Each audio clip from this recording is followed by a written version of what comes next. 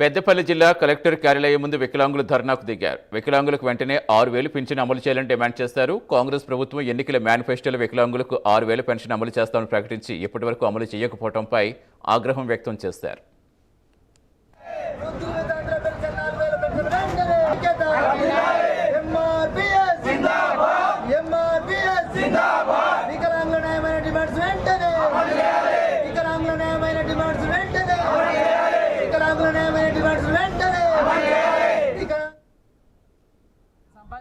నేను పెద్దపల్లి జిల్లా incharge Telangana network. ఈరోజు మన గౌరవ ముఖ్యమంత్రి గారు డిసెంబర్ 2023 సంవత్సరంలో మనకందరికీ ఆనాడు మేనిఫెస్టోలో 4,000 వాళ్ళకు 6,000 రూపాయలు అమలు చేయడానికి మన మేనిఫెస్టోలో పెట్టడం జరిగింది. 2,000 వరకు 4,000 రూపాయలు పెట్టడం జరిగింది.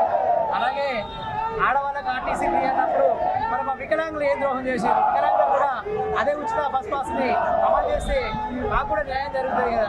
మేము ఈరోజు బస్సులో ప్రయాణం చేస్తుంటే ఒక దివ్యాంగురాలు లేదంటే ఒక దివ్యాంగుడు, ఒక వృద్ధులు, ఒక వృద్ధురాలు ఈ రోజుల్లో మేము బస్సులో వెళ్ళడానికి కూడా మాకు చాలా ఇబ్బందికరమైనటువంటి పరిస్థితి. నా పేరు ఐరెడ్డి నారాయణ రెడ్డి, వికలాంగుల హక్కుల పోరాట సమితి పెద్దపల్లి జిల్లా అధ్యక్షుడిని.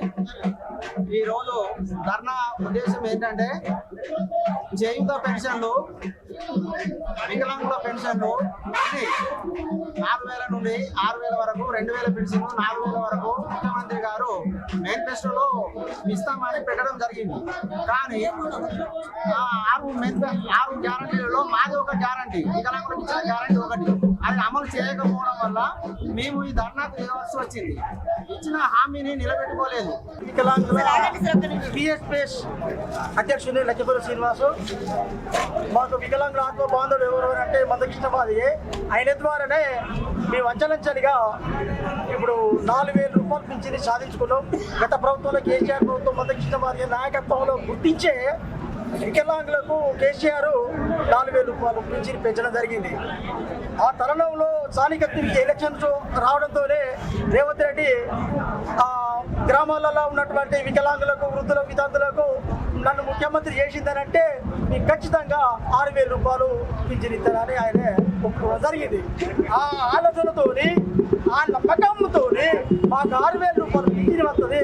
మాకు ఒక్కొక్క వికలాంగుడు, ఇంటికి ఒక వికలాంగుడు అయితే మాకు ఇంటికి 3 ఓట్లు ఉన్నాయి. ఆ ఆశతోని నా పిల్లలు బతుకుతారు, నా కొడుకులు బతుకుతారు, నా అమ్మ బతుకుతుంది, నా వదిన బతుకుతుంది ఆశతోనే మా కుటుంబ సభ్యులు కూడా ఆ కాంగ్రెస్కు ఓటు వేయడం జరిగింది. ఆయన ముఖ్యమంత్రి అయ్యిండు.